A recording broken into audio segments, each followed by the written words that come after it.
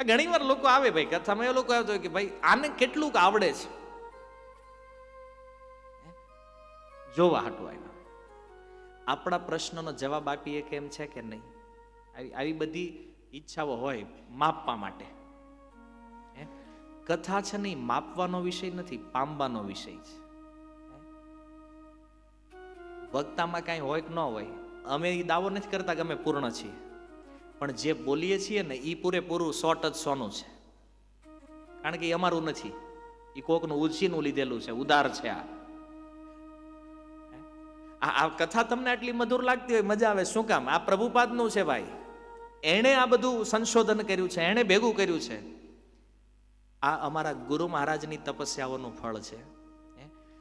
ઈ બેયના નામે અમે તો ફેમસ થઈ રહ્યા છીએ. ખાલી મહેનત એ લોકોની છે, પ્રભુપાદજીની, પણ એનો આશ્રય લીધો છે ને એટલે યશ અમને મળે છે. લોકો અમારી પ્રશંસા કરે સાંભળે, પણ આની પાછળ જેણે જીવન આપ્યા છે એ મહાપુરુષોનું તો આ તમને લાગતું છે કે ભાઈ ઘડીએ ઘડીએ પ્રભુપાદને શું કામ યાદ કરે છે? અતિશયોક્તિ નથી પ્રભુપાદ માટે, પણ એણે કાર્ય એવું કર્યું છે. એણે કૃષ્ણ ભક્તિનું એટલું સચોટ સ્વરૂપ બતાવ્યું છે, એણે ભક્તિની એ પ્યોરિટીની અનુભૂતિ કરાવી છે. એટલા માટે આખું જગત કાયમ માટે એનું ઋણી રહેવાનું છે. આ એ મહાપુરુષોની મહેનત છે. અમારું તો પોસ્ટમેનનું કામ છે, ઉપરથી આવ્યું આગળ વધારો, જે સાંભળ્યું છે એ જ આપીએ છીએ. સાંભળીને વિચારતા નહીં પાછા કે આવડા તો બહુ મોટા વિદ્વાન લાગે છે. કોઈ વિદ્વત્તા છે નહીં ભાઈ, જે છે એ પરંપરાનું છે. અને પ્રભુપાદજીના એક સેવક તરીકે અમે એનું પ્રેઝન્ટેશન કરીએ છીએ. તો મૂળ વાત એ છે કે પ્રશ્ન જરૂરી છે જેનાથી આત્મકલ્યાણ થઈ શકે. તો એવા 6 પ્રશ્ન ઋષિમુનિઓએ સૂત ગોસ્વામીને પૂછ્યા, અને એ 6 પ્રશ્નનો જે ઉત્તર છે એ શ્રીમદ ભાગવતમ છે. 6 પ્રશ્નમાં પ્રથમ પ્રશ્ન એ છે, તત્ર તત્ર અંજસાયુષ્મન ભવતા યદ વિનિશ્ચિતમ પુંસામ એકાંતત શ્રેય સ્તન્ન સંશિતુમ અર્હસી. કહે છે, હે સૂતજી, તત્ર તત્ર અંજસાયુષ્મન, શાસ્ત્રોની અંદર ભગવાનને પામવાની અનેક વિધિઓ બતાવી છે. અનેક વિધિઓ છે. તપ, યજ્ઞ, જપ, ધ્યાન, ધારણા, સમાધિ, યોગ, બધી વસ્તુથી ભગવાનની પ્રાપ્તિ થઈ શકે. ઘણા લોકો યજ્ઞથી ભગવાનની પ્રાપ્તિ કરે છે, ઘણા તપસ્યાથી ભગવાનની પ્રાપ્તિ કરે, ઘણા લોકો ધ્યાનથી ભગવાનની પ્રાપ્તિ કરે, ઘણા યોગ કરીને ભગવાનની પ્રાપ્તિ કરે છે, સમાધિમાં ભગવત પ્રાપ્તિ કરે છે. અનેક સાધનો છે શાસ્ત્રોમાં. પણ ભવતા, તમે યદ વિનિશ્ચિતમ, શું નિર્ણય કર્યો છે આ બધા સાધનોનો અભ્યાસ કરીને? તમારો નિર્ણય સાંભળવો છે અમારે. તમે જ્યારે ડાયરેક્ટ શાસ્ત્ર વાંચવા બેસો ને તો એમાં સારરૂપ શ્લોકો જે છે ને એને આપણે ન પકડી શકીએ ક્યારે. ભાગવતમાં 18,000 શ્લોક છે, એમાં સારરૂપ શ્લોક કયા કોણ નક્કી કરશે? આપણને ખબર પડે, કારણ કે આપણે પહેલો શ્લોક વાંચવીને બીજામાં જઈએ તો પહેલો ભૂલાઈ જાય. કોણ નિર્ણય કરશે કે ભગવાનને પામવાનું કળયુગમાં સૌથી શ્રેષ્ઠ સાધન કયું? શૌનકાદી ઋષિઓ કહે છે અમને ખબર નથી. ભવતા, તમે નક્કી કરો, તમે શું નિર્ણય કર્યો છે? કેમ?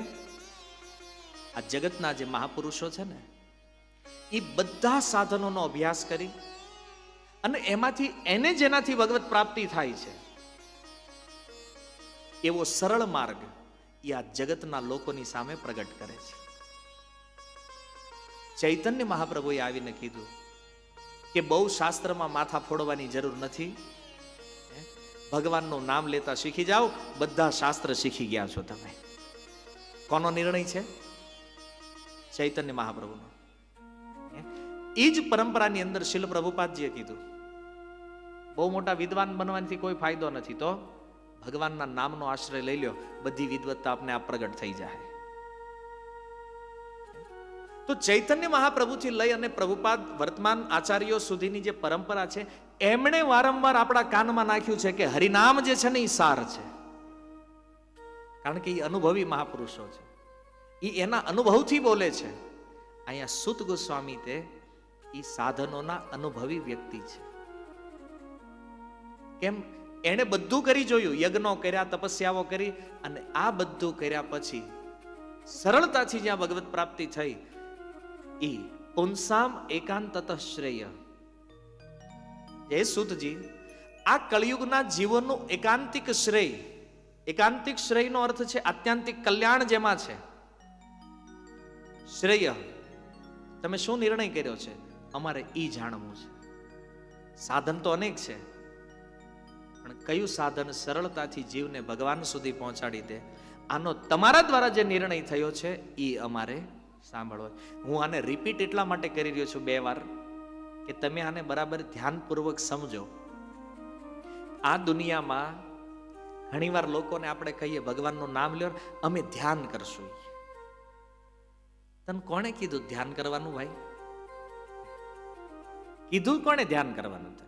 ઘણા કે અમે તપસ્યા કરશું. કોણે કીધું તપ કરવાનું?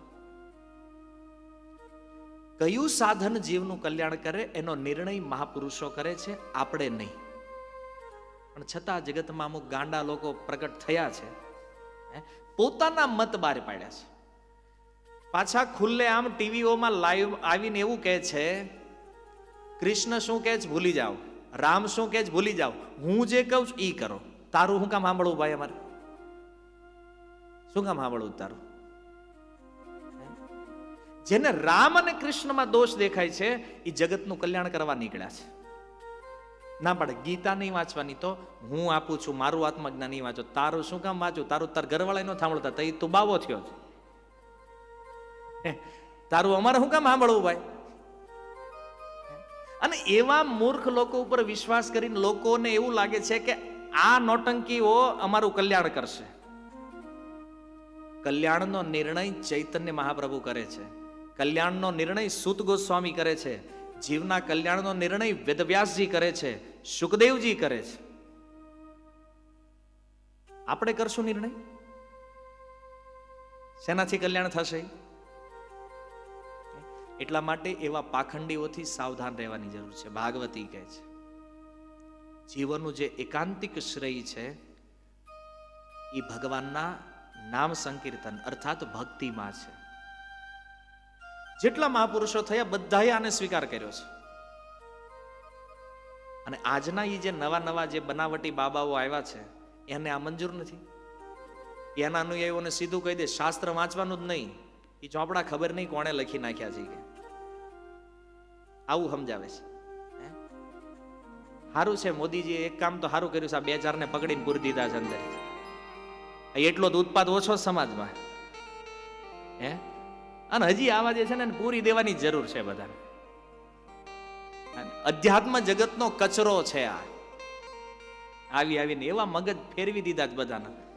બોલો ગીતા નથી વાંચવા દેતા, પેપર વાંચવા દે રોજ. ભગવદ ગીતા નથી વાંચવા દેતા. સૌથી મોટી ભૂલ તો આપણી જ છે કે ભાગવત નથી વાંચતા, નથી સમજતા, અને આવા પાખંડીઓના ચક્કરમાં પડીએ છીએ.